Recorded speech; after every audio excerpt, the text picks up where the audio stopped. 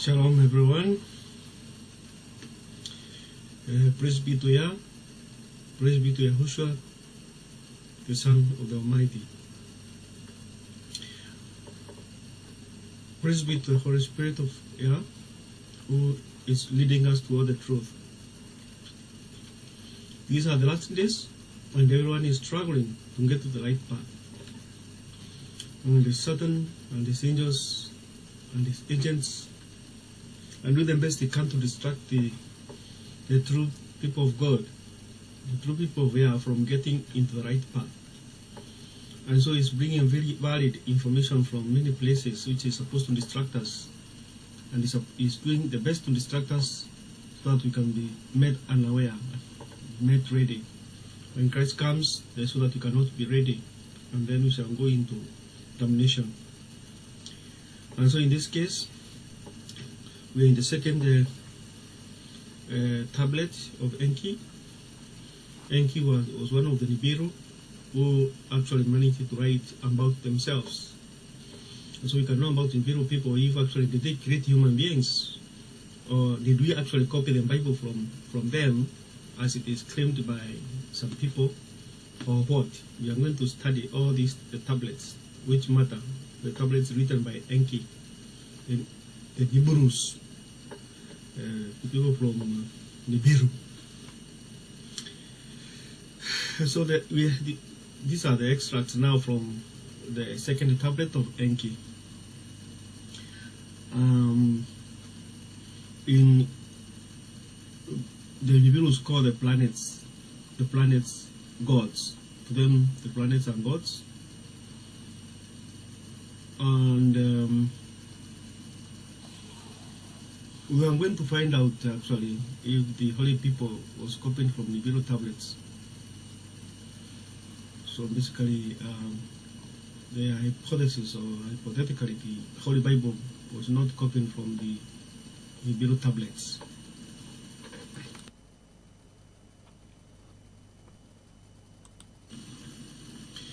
To Nibiru people, gods created everything, but under the instruction of Yah, who they call Apsu. Apsu is the God of all the beginnings. So Apsu is what they refer to as God. That is the name they have given to God. And who is basically Yah. Yah is his actual name, but Apsu is basically means that God of all beginnings. So Yah, or Apsu, bequeaths them with knowledge to do his will. In other words, Yah is the one who commissions these gods or the planets to do his will.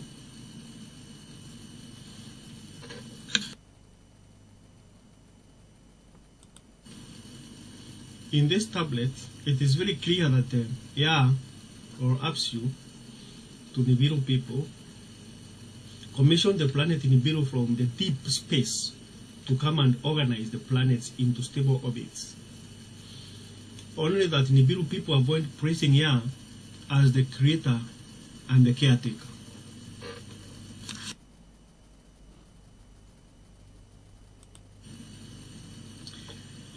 In the Bible, Isaiah 43:10-11, it reads, "Ye are my witnesses, saith the Lord, and my servant whom I have chosen, that ye may know and believe me, and understand that I am He. Before me there was no God formed, neither shall there be after me. I, even I, am the Lord, and beside me there is no Savior." That is in the Bible. Yah confirms that there is no other God beside Him. So even if we call the planets gods, or whatever bodies we call gods, Yah refutes all that. So you find that we have a difference there. Yah has told us there are no gods, but to Nibiru people, there are gods.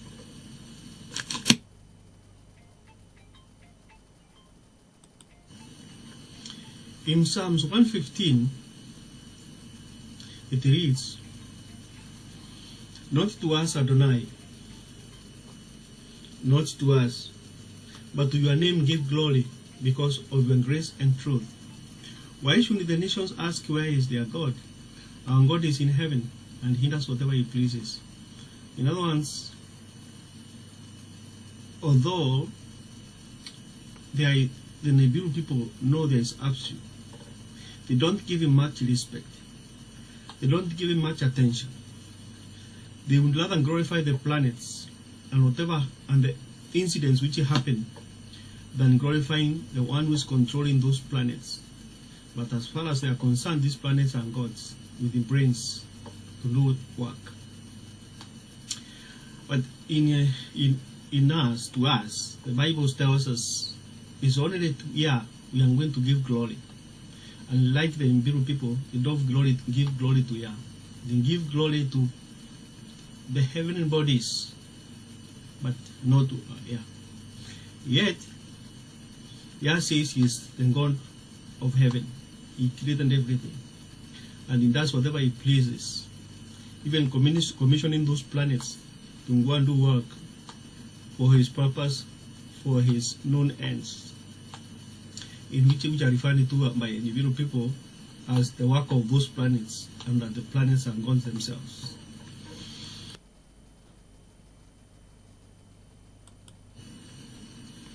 The Nibiru people, Nibirus, I'm calling them Nibirus because I don't know if to call them Nibirurians.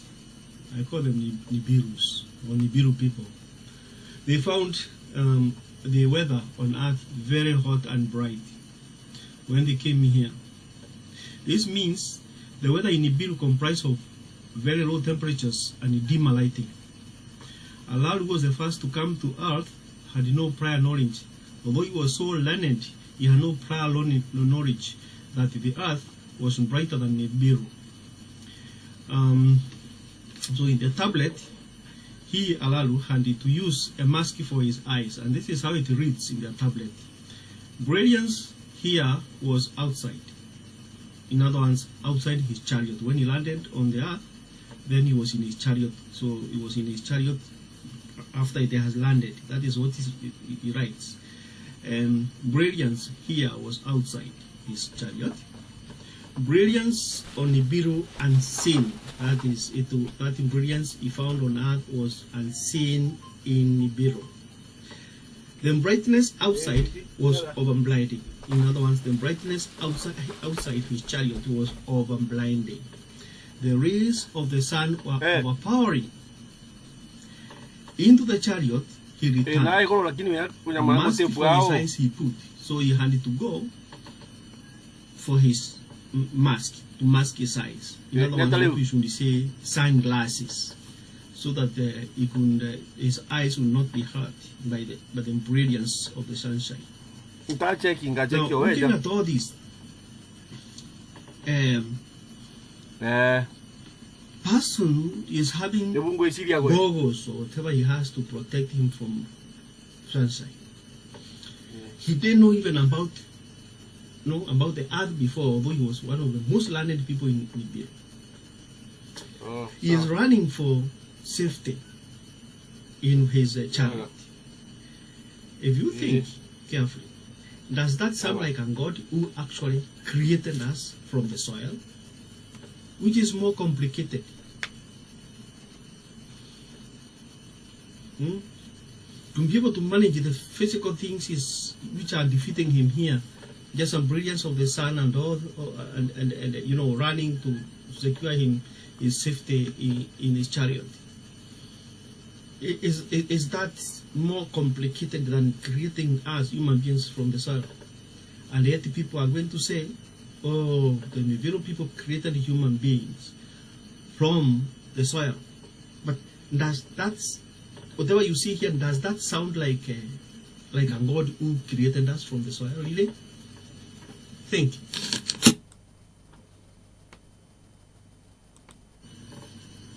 Some animals on earth are not in Nibiru, according to this tablet. Allah saw a snake from the first time and then he killed it. When he came here, and he started strolling, he got from his chariot, he started walking about. he saw a snake and he killed it. Now this is a god. Presumably it's a god who has found a snake and he is killing it. He is afraid of the snake. Now in the tablet, it reads this way.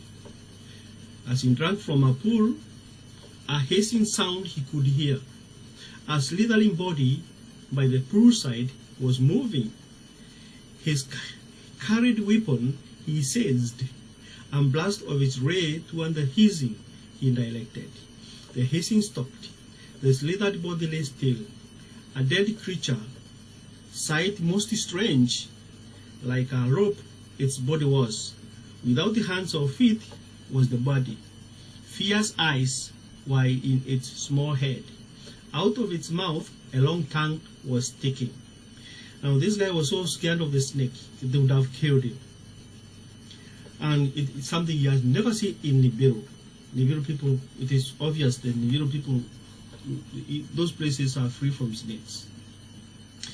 And he says it was very fearful. It was a hissing, it was threatened body, and he had to take his ray guns and and he switched on the rays, which killed the snake. And he's describing how this creature, or rather the snake, looks like. And this person who is afraid of snakes and killing snakes is the one who is supposed to have created us. Is it not, laughable?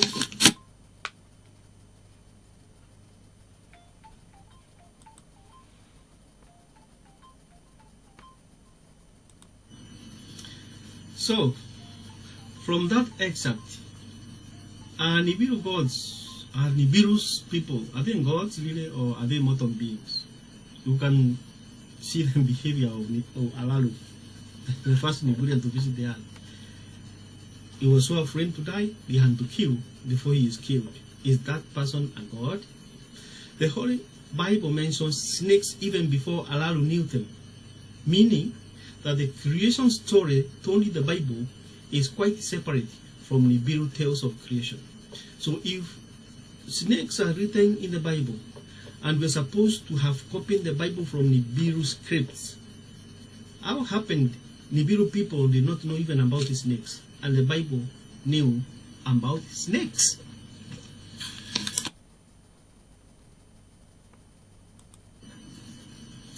The Nibiru people also solves problems just like any other mortal man. The first water Alalu tasted when he was on earth, when he came on earth, was not drinkable. He tasted it and said it was just too bad, too undrinkable. It was bitter. It was too salty.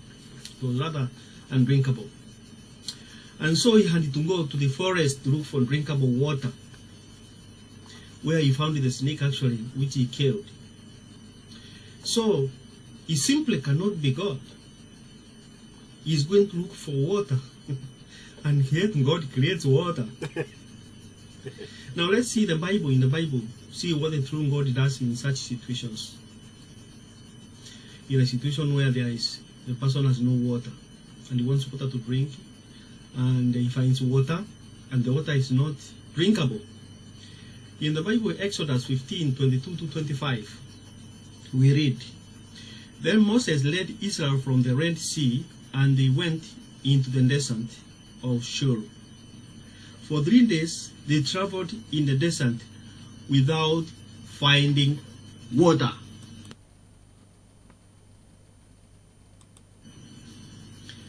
Now, when the Israelites eventually arrived to Mara, they could not drink its water because it was bitter. They found water eventually after staying 3 days without water, but this water was very bitter. Nobody could drink it. Then Moses cried out to the Lord, and the Lord showed him a piece of wood. He threw it into the water, and the water became fit to drink. It then became sterile, sterile, no diseases. It then became clean. The taste was good. Now, is there comparison between the gods of Nibiru and our God, Yah himself? You see the difference between a mortal man and God who is immortal? So, you still believe that the Nibiru people are gods? They created us? People are going to convince you that they did? Well, this is their confession. They are confessing themselves.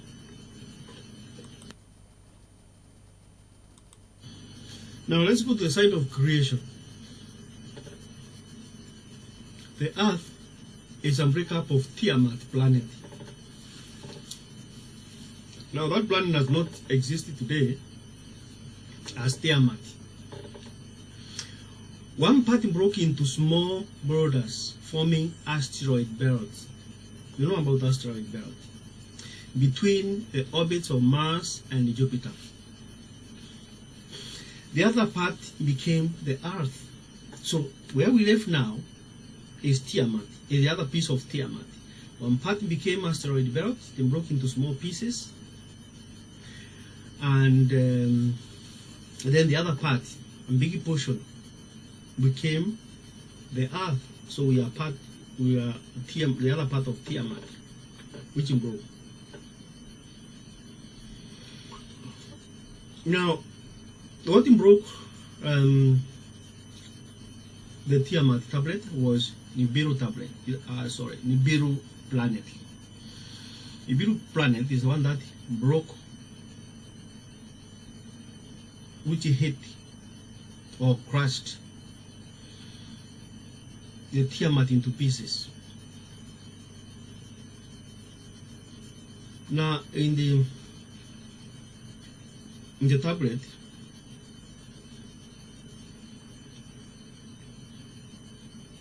Alalo referred to his ship or chariot as an eagle. I was coming down, as he was coming down to Earth. As he rolled towards the seventh planet, which is this one, the Earth, the broken piece of Tiamat. This is his description. Riding like an eagle, Alalo the heavens scanned below. In the eagle's seat, Alalo was not starry. To fate's hands the chariot he entrusted.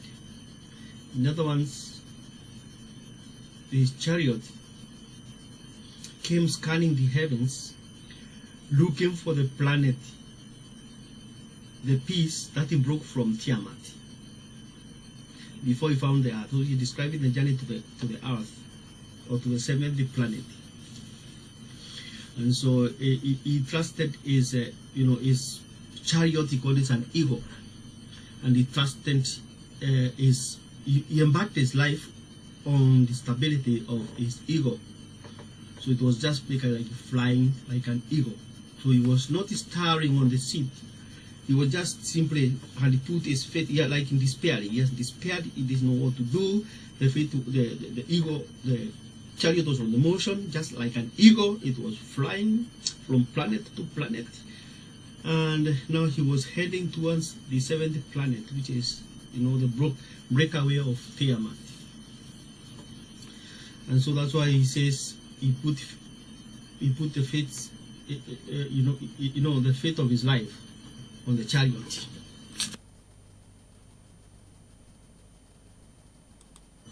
So the confession about this tablet basically is that it's obvious. There are eagles. Eagles are in Nibiru. Eagle birds. And so an eagle is an eagle. They are in Nibiru. And the Bible has characterized the persona of the people who will deceive and be ruthless to Yah's people. If we see in Jeremiah 49 verse 16, how will these people look like? As for the terror of you, the arrogance of your heart has deceived you, O you who live in the clefts of the rock, who occupy the heights of the hill. Though you make your nest as high as an eagle's, I will bring you down from there, declares the Lord.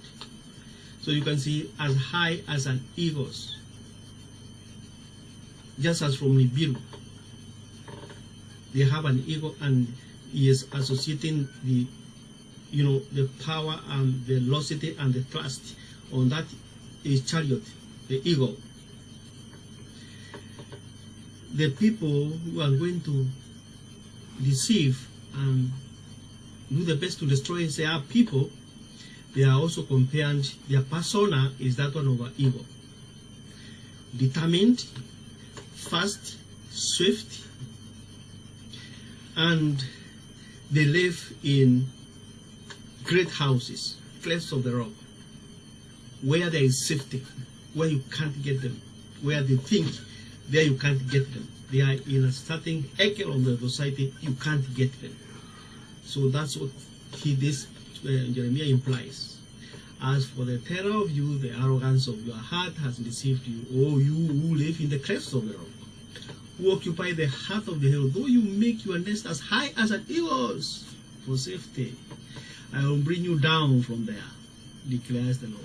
And in the Proverbs says, when you set your eyes on it, it is God. For wealth certainly makes itself wings like an eagle that flies towards the heavens. So the persona again of these people who are so destructive to the people of Yah, who are deceiving the people of Yah, who they want to mislead the people of Yah, who wants to destroy them from the face of the earth, they are very wealthy people. And you know, their wealth makes itself like wings, like an eagle. Wings like an eagle. In other words, their wealth make them fly high top. You can't get them. Whatever they want to do, they do. And they'll see you when they are so far away because they have wealth. They won't get into a helicopter, they see you. They send people from afar, they see you. They have everything. So we are still seeing the persona of these people, the people who are opposed to Yah's people.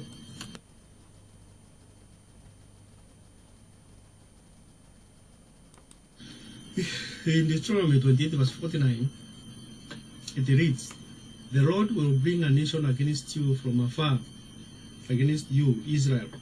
The Lord will bring you a nation against you from afar, from the end of the earth, as the eagle sweeps down, a nation whose language you shall not understand. So that is another persona of this eagle. It will swoop down, you know, these people, they have a foreign language, the language which you don't understand, you have to learn it. And they come from far. They never knew you so that they could be comrades. So when they sweep at the Jews, at the people of God, they are not there to save you.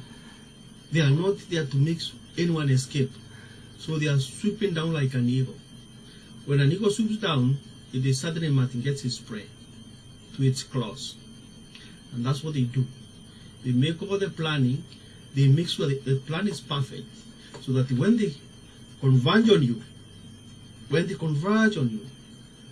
they lie to you, they deceive you, they kill you, they maim you, they make you frustrated.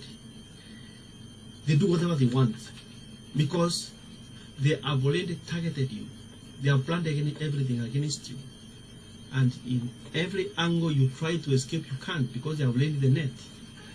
Yeah, so they swoop down like an eagle with a language that you cannot even understand. In other words, they will be using their own vocabulary, their own language, because you even don't know what they planned.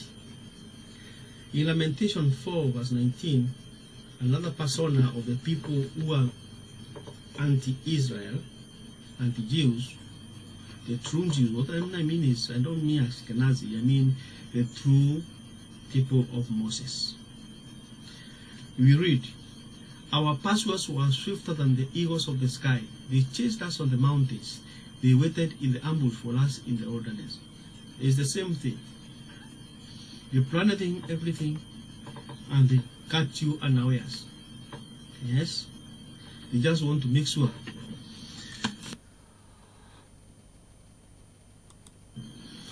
In Habakkuk 1 verse 8, we read, their horses are swifter than leopards and keener than wolves in the evening. Their horsemen come galloping. Their horsemen come from afar.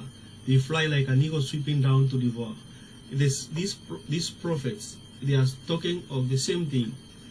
So these people, they are so keen than wolves.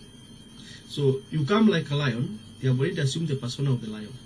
You come like a wolf, they come like you know, they come assuming the persona of the wolf, you know, very keen in what they want to do. And then as a leopard with the spots, you know, spots, when they come the record with the spots, is camouflage. They camouflage themselves so that whichever way you come, whichever way you may escape, they have covered all the directions. And so they are able to sweep on you, just like horsemen on, you know, from afar. They fly like an eagle, swooping down to devour you. They want to finish you by all means. They have all the tactics. They have developed all the tactics. And they have made the tactics perfect so that they always get you. When they plan, they get you. That's the persona of these people who are being anti-Israel from the beginning, and they still are, and they don't want the nation of Israel to be established by Yeshua. In Revelation, it reads, in our 8 verse 13, then I looked, and I heard an eagle flying in mid-heaven, saying with a loud voice, woe, woe, woe, to those people who were on the earth, because of the remaining blasts of the trumpet of the 3 angels who are about to sound. So these angels is also about the end times of pertaining destruction, in which only very limited very few people will escape it. The retributions of that of these angels, those trumpets, but that one I will refer you to read about it more.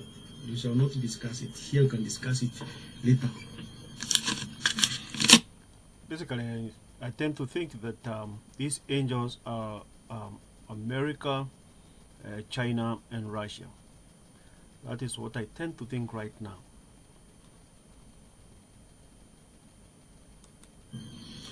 In Habakkuk 1 verse 8, we read, their horses are swifter than leopards, and keener than wolves in the evening. Their horsemen come galloping. Their horsemen come from afar.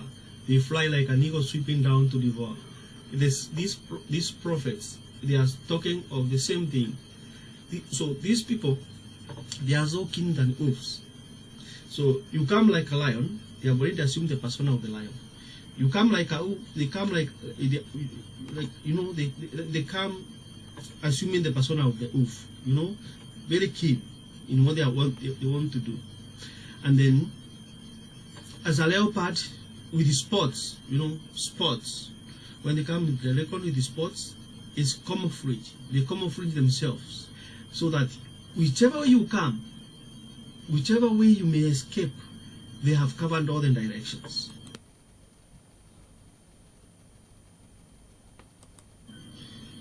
So what does these verses tell us?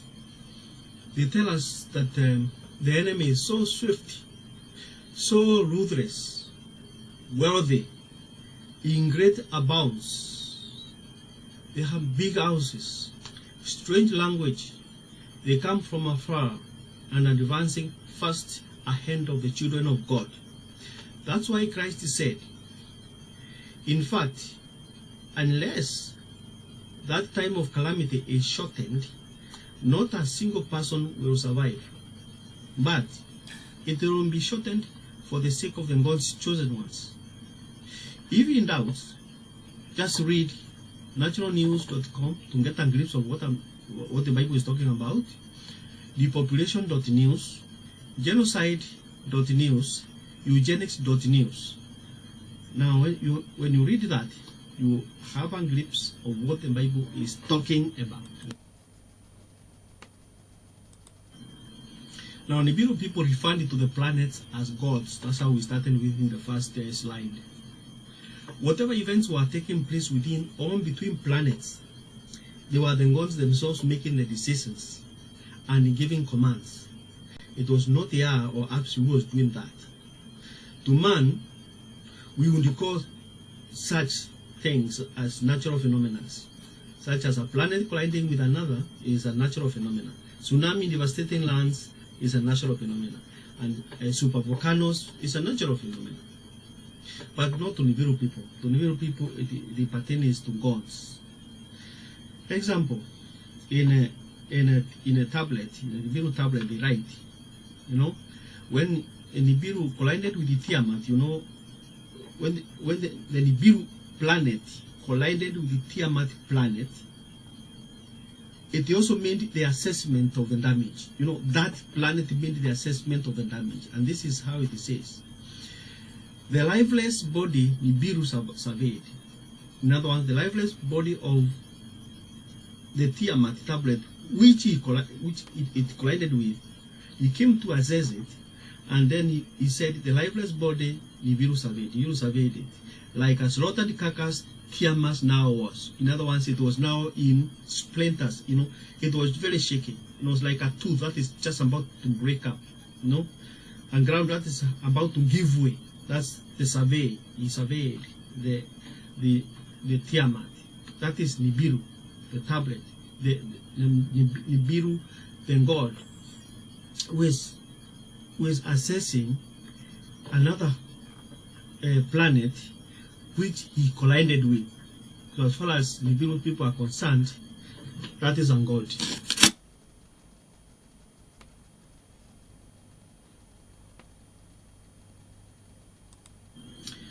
In the second journey of its revolution, Nibiru planet again collided again with the Tiamat's broken parts, which he had assessed to say that it is basically very loose parts. It collided again with it. And this time, the objective was to disperse them. And this is how it is written. The fate of lifeless Tiamat and of King is the moon, he then considered. To Tiamat whom he had subdued, the Lord Nibiru then returned.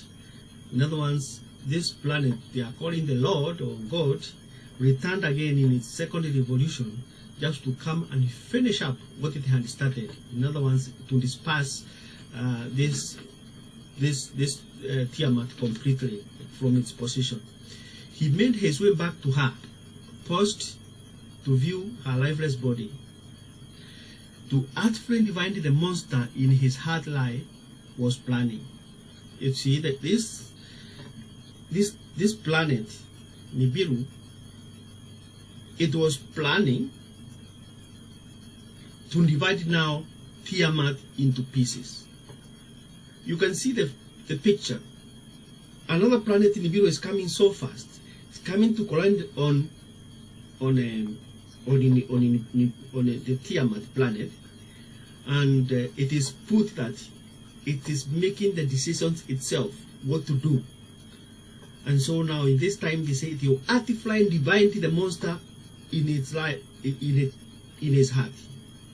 So it's planning how it is now going to smash it and disperse it and divide it into pieces. And this is how it managed to form the asteroid belt. So to them, it was not God, who was doing these things. It was the planet which was planning, and that planet they call it a God. It was the one that was doing the thinking, the assessment, the doing the implementation and the assessment. Yes, and the replanning. That is the planet which was doing that, not God, according to Nibiru people.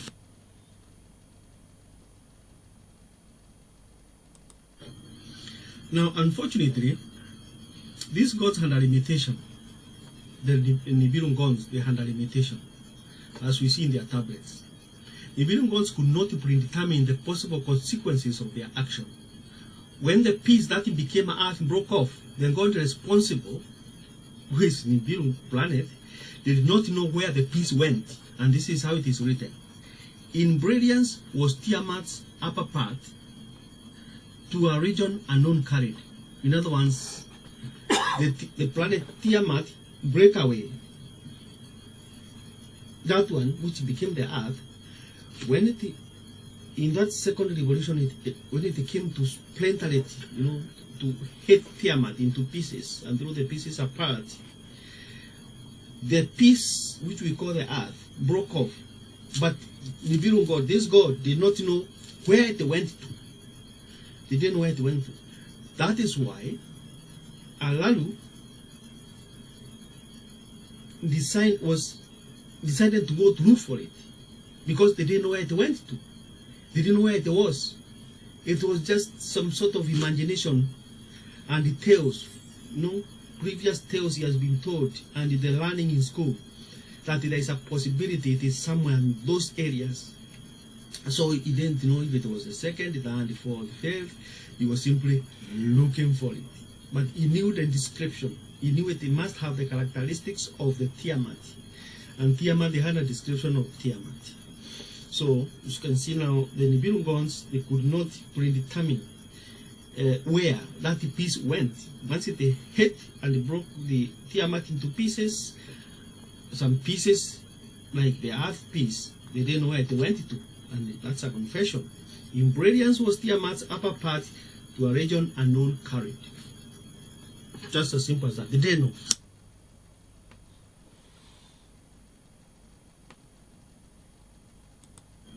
Now, in contrast to our true God, here our God plans with the results at hand. When Yah sets forth to do his things, he has already planned the results. And this is how we read it in Isaiah 55:10 to 11. As the rain and the snow come down from heaven, and do not return to it without watering the earth and making it bud and flourish, so that it yields seed for the sower and bread for the eater, so is my word that goes out from my mouth. That is Yah talking. It will not return to me empty, but will accomplish what I desire and achieve the purpose for which I sent it. You can see now, with Yah, everything is predetermined. The results are predetermined. Exactly, and they will happen exactly the way he sent it. The results the way he intended. That's the way the results will be. Unlike the Nibiru gods, whom they entrust, their life into, they entrust their lives to, So we are different. We and Nibiru people. Yah is closer to us. But Nibiru people are so far away from Yah. They don't know really who Apsu is. To them is figurative. The God of the beginning is figurative. And us is objective. We can touch. It's something which is like tactile. Although spiritually, it's everything you can see. What he talks about, the results of everything he has talked about. So our Yah is real, because we can see the reality of Yah around us. Wherever you are, you can see.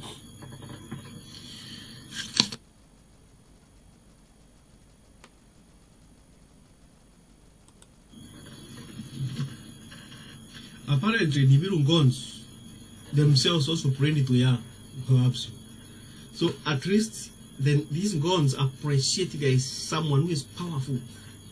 It's only that they call it Apsu, because they are so far away from him to know his real name. They just call him Apsu. In other words, the gods of one beginnings. But his name is Yah. He closer to us. He told us his name, so we know his name. And those gods, they pray to Yah. You see? And this is how it goes. At the time, their gods prayed to the supreme Apsu, or Yah, to us is Yah, to do what they couldn't. Like when the Tiamat split up, it opened up and the water was exposed from its depths. The earth portion went with this water portion streaming and pooling, and the earth was all water. This was a surprise to Lord Nibiru. Lord Nibiru, is that planet.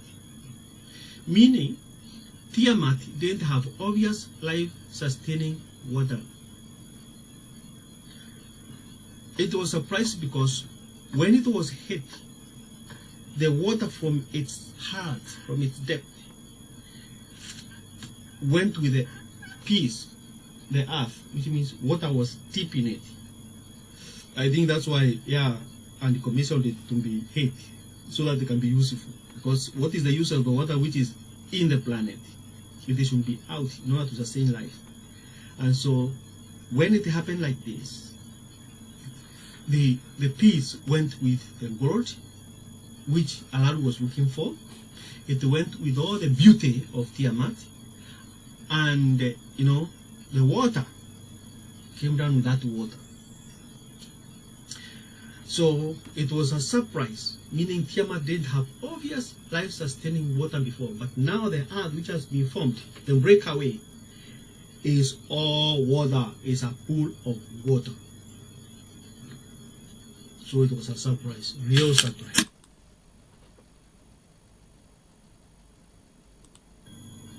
So, Lord Nibiru, the planet, gave a prayer to Apsu. In other words, they prayed to Yah. I know you have to say he or she. She, of course, because a planet. She prayed to Apsu, or to Yah, to nurture the earth, to form dry land from the water. And this is how it reads. When he trod, it's not, we are saying he. We are calling a planet he.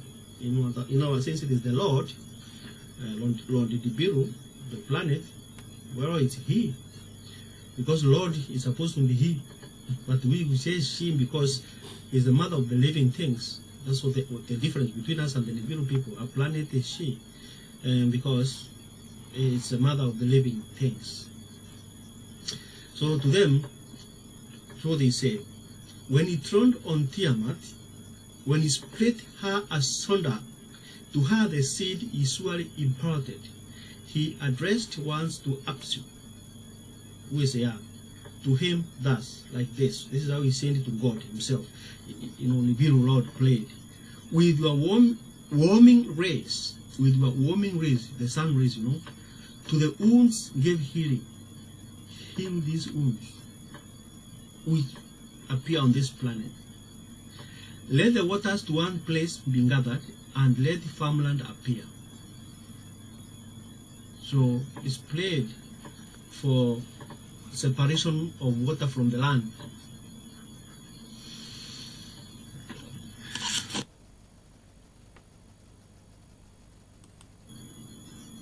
And so Apsu answered the prayer. Oh yeah, Apsu, oh yeah. Answered the prayer to the ones of Nibiru. He gave heed. Let the earth join my family. That's what Apsu said. Apsu, to the ones of Nibiru, gave heed. Let the earth join my family. The family of gods, gods are planets. Let the earth her name henceforth be, so it should be called the earth.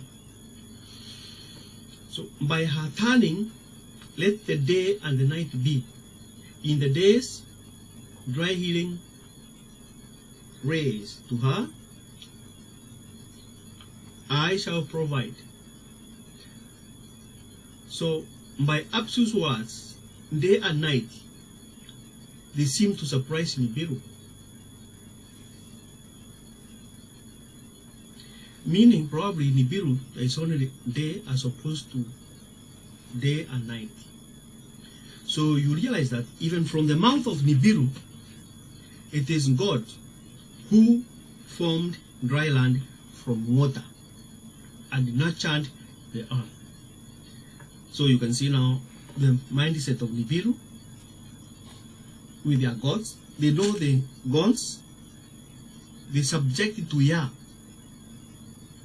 Although they don't give praise and glory to Yah, who is Apsu to them,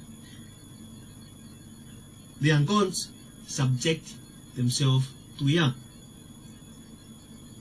That's why you see we are closer to God than these Nibiru people. The Nibiru people, they're just like people who are just so proud of themselves. They think they are gods. But deep in them, they know everything must subject themselves to Yah.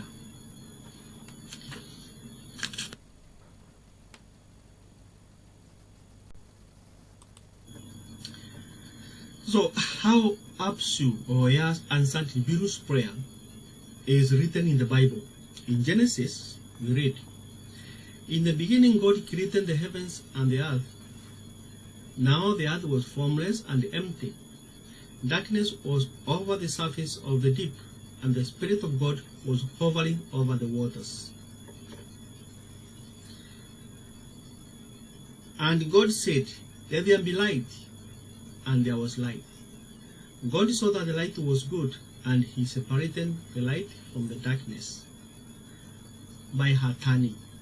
Remember, in the Nibiru's prayer,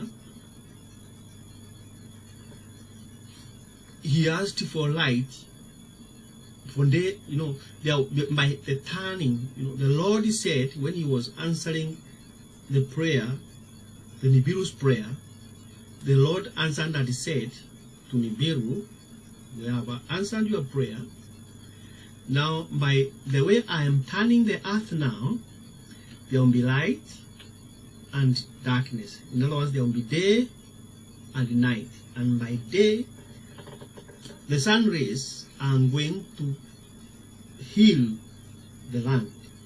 In other words, to form dry land from the other part, from the water. That's how he put it. And in the Bible, that was from the tablet.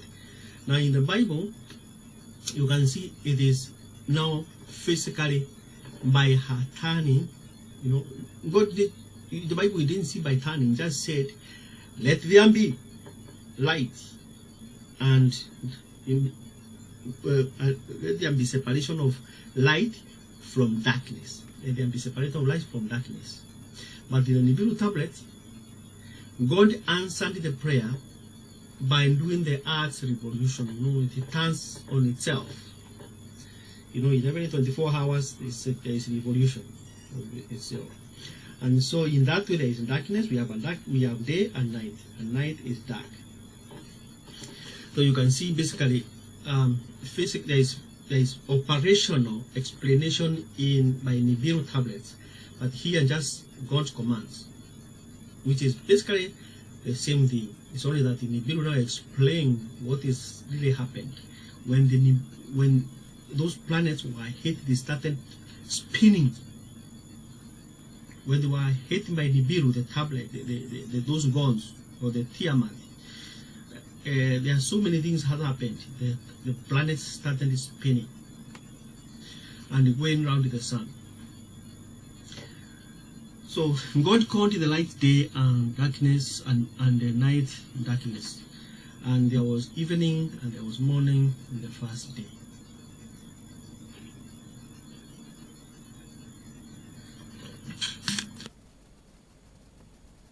Then God said, "Let there be a vault between the waters to separate the water from water." So God made the vault and separated the water under the vault from the water above it. And this we see it's by the Spirit. The Spirit of God was flowing over the waters. It's wind. There was a lot of wind and hurricanes and all that.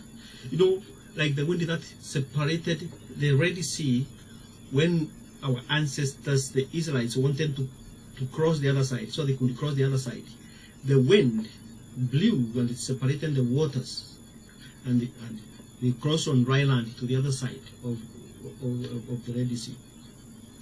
So the same way you can see here, you have to match these things and know the physical characteristic of these things, and what uses just what is available, what is already here. He's just using what he has put here. So by using wind, he was able to separate the water which is to go to the clouds and the one from the ground. He just simply used the wind, the Spirit of God, the wind, to do that. And God called the vault the sky. And God said, "Let the water under the sky be gathered into one place, and let dry land appear." Now, remember, this is the Bible. But when we saw the tablet, to form dry land, he used the rays of the sun. And because God told Nibiru, I'm going to use the rays to form dry land. But here, in the Bible, he's just giving command. Let the water under the sky be gathered to one place and let the dry land appear. If you can see what is happening. When the Spirit used to do these things, sun rays are used to do all these things. All those things are happening. Because in the Bible they say, with healing rays. You know, that's what he says. With healing rays, I am going to heal the ground to cause dry land. But in the Bible, it's just a command. Let the water be, let the water form, and all such things. And it was so. God called the dry land, the dry ground land, and the gathered waters he called the seas.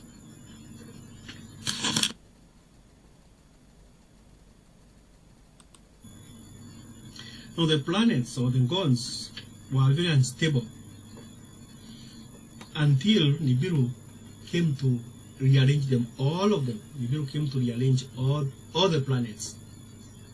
So when Tiamat was created, it was very huge. When Yah created Tiamat planet, it was very huge. It was violent with a lot of eruptions and very unstable. Wind, eruptions, whatever, shaking, earthquakes, call it what, any instabilities of the planet, it was very unstable.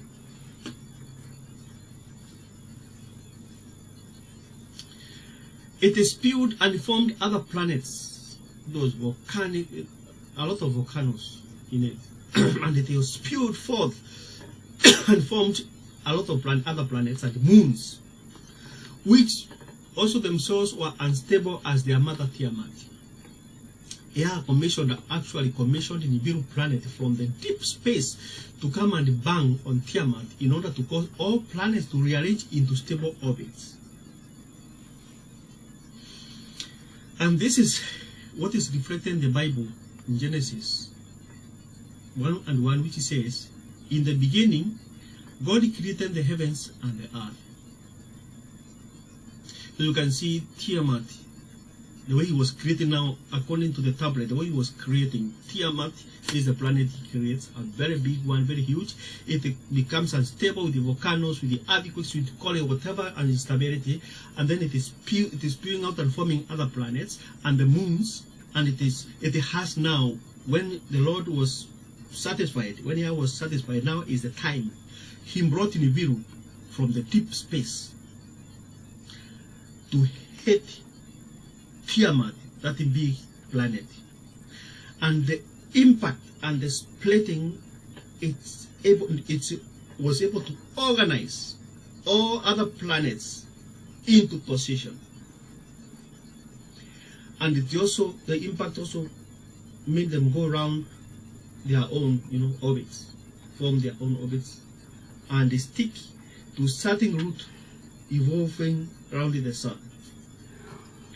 So you can see how clever Yah is. At the right time, he sent Nibiru to do these things and to form a planet and break away of Nibiru, that where he's going to create Adam and Eve. He knew what he was doing. Just as Isaiah 55:10-11 said, when I sent it for the word, it has certainly to come with a certain results, the one I intended. And that's what happens every time with the Almighty God.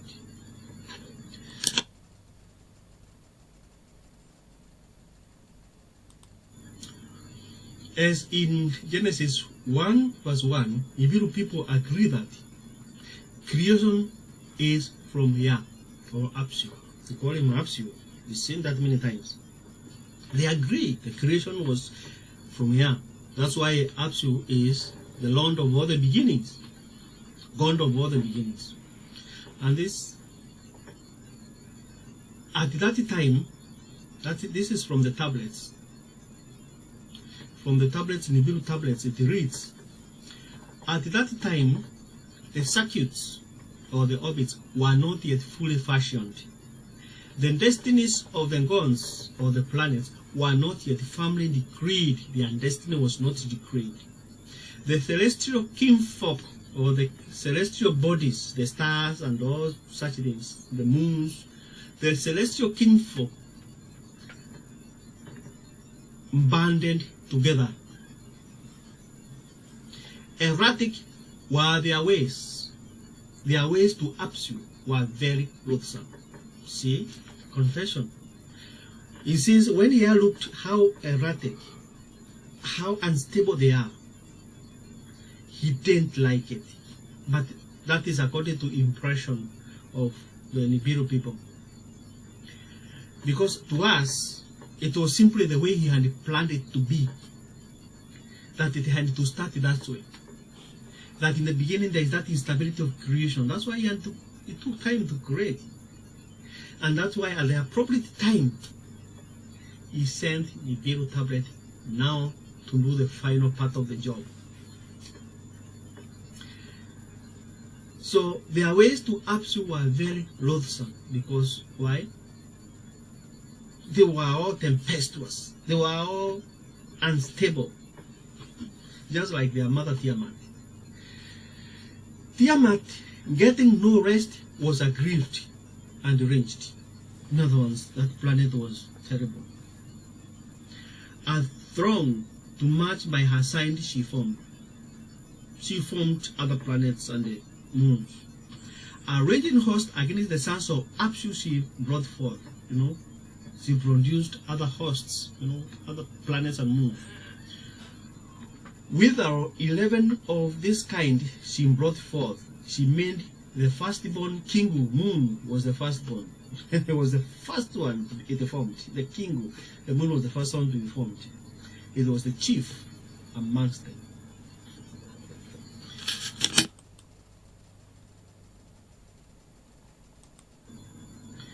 So Tiamat made other planets before Nibiru came to organize them.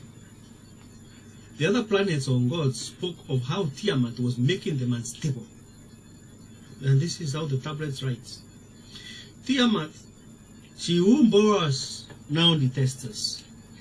She has set up a warring host. She is furious with the range. See, that's how she says, the one who bore us, she is furious with the range. She who bore us, the other planets are complaining. She is the one who bore us, but she cannot make us stable. They cannot give us rest because she's still bombarding us with stones. She's still bombarding us with the moon. She is, with a lot of things. So they are complaining that she still detests us. She doesn't want to see us. She has set up a warring host. She is furious with the range. And that's, became, he was very annoyed with the Tiamat, that he had to do something.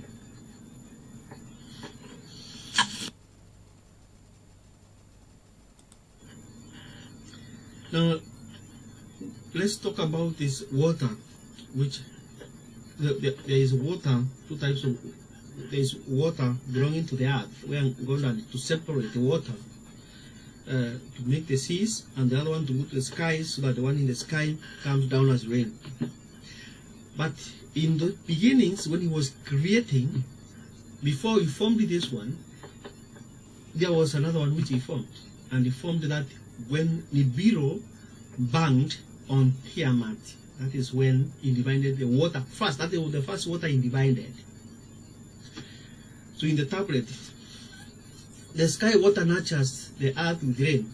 In this earth, the sky, it nurtures the ground with rain. And God said, let there be a vote between the waters to separate the water from the water. So God made the vote and separated the water under the vote from the water above it. God called the vote sky. This was in response to Nibiru's prayer to furnish the earth to a complete life-supporting beautiful planet. So this is about the earth. It was a response to God, to Nibiru's prayer to furnish the earth. But before that, there was another water which he divided.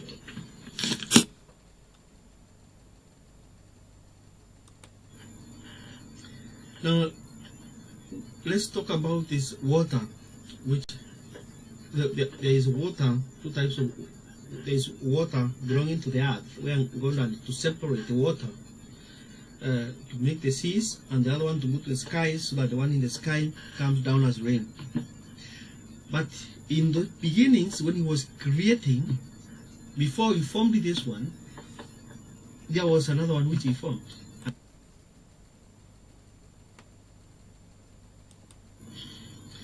There was other interplanetary water divisions we find described in the tablet. The divisions of the water refers to the waters above and below the asteroid belt, and this is part of Genesis 1 and 1. You know, in the tablet is written, with his Nibiru's mace. You know, mace is a wing of Nibiru. The hinder part of Tiamat he smashed to bits and the pieces, then strung them together as a band to form a hammered bracelet. That means the asteroid belt. Locking them together as watchmen, he stationed them, a firmament to divide the waters from the waters. The upper waters above the firmament from the waters below it, he separated. Artful works Nibiru thus fashioned. So, with asteroid belt, he divided the waters above the asteroid belt and the waters below the asteroid belt. That is the first division of water which he did. So, the Bible talks about the forming the skies of the division of the waters within the Earth planet. But the tablet,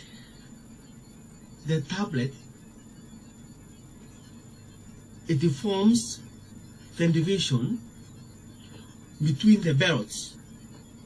So you can see the way the Bible is written, the information in the Bible is different from the one of the tablet, the one written by Nibiru people. The Bible is talking about the skies, the separation of the water within the earth. Nibiru's tablet are first talking about the waters above the asteroid belt and below the asteroid belt, and then about the earth. Nibiru prays to God, to Yah, to separate the water himself, to do the separation of the water and form dry land and the seas. And God does it, and he forms days and nights by the rotation of the earth, and bringing rays to do the job of separation of water, or forming dry land from the water. That's how he does it. So there are two signs.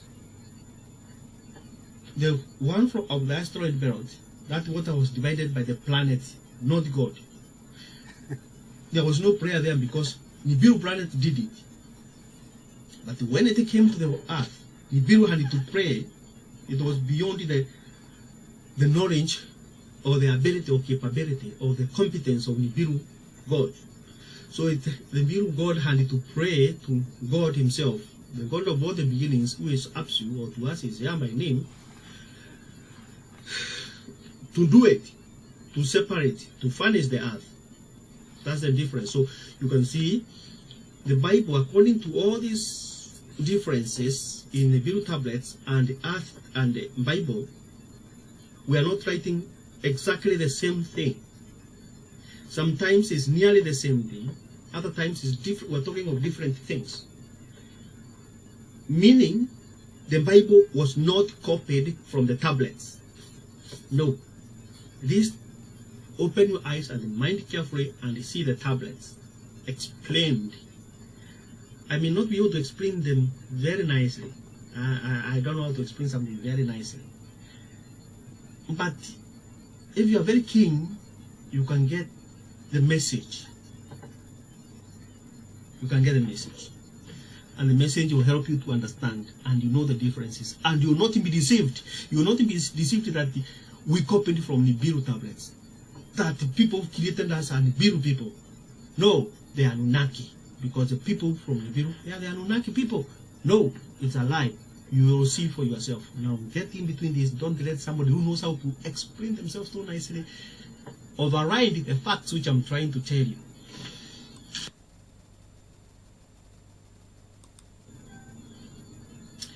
And in contrast to the waters partitioned by God here on earth, the division in these waters, which was done by of the waters above, the other waters was done by the Nibiru. So God did the waters on the earth, and according to the explanation of the tablet, God did the partition above the Berot, Astro and Berot, and below the Astro and Berot. That is the Nibiru who did that partition, dividing the waters. But here on earth,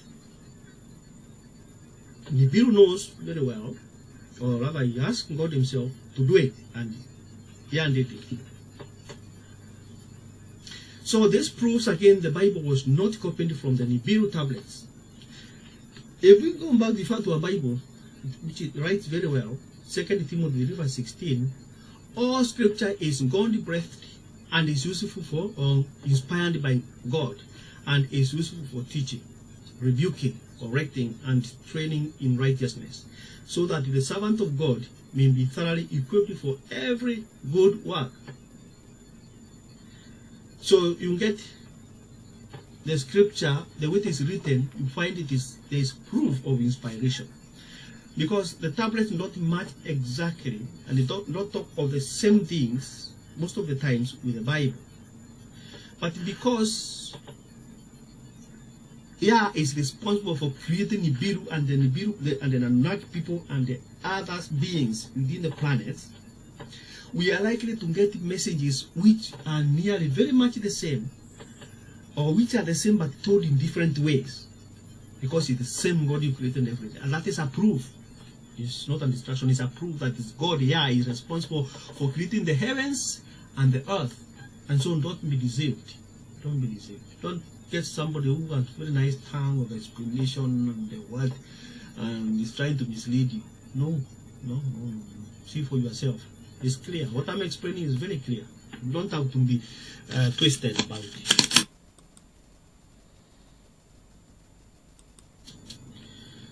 And here is from what we have read in 2 Timothy. The one inspiration, rather the Bible, is a word inspired by God. They are explaining what it means. But this word, if it translates to, gnostos, a word that occurs only here. Gnostos is derived from quos, which is God, and new, to breath, to breathe. Literally, it means God breathed, and expresses the concept of exhalation by God. More accurately, it emphasizes that God is the product. It emphasizes that Scripture is the product of the breath of God. In other words, the Scriptures have been breathed out by God, and this is very explicit from the tablets. From what you have read, you cannot say that it is the Nibiru who are God. The one you can say clearly and without any doubts is Yah, is the Lord God Almighty, who created even the Nibiru people, and the Nibiru people know about it, but they disregard him, they don't honor him, they just call him Apsu, that in God of one beginning, yet they don't know him up to today. They might be so much advanced in technology, so much ahead, but on the other side they are so much behind. Because as Paul said, we will judge the angels, including those Nibiru people. We are going to judge them.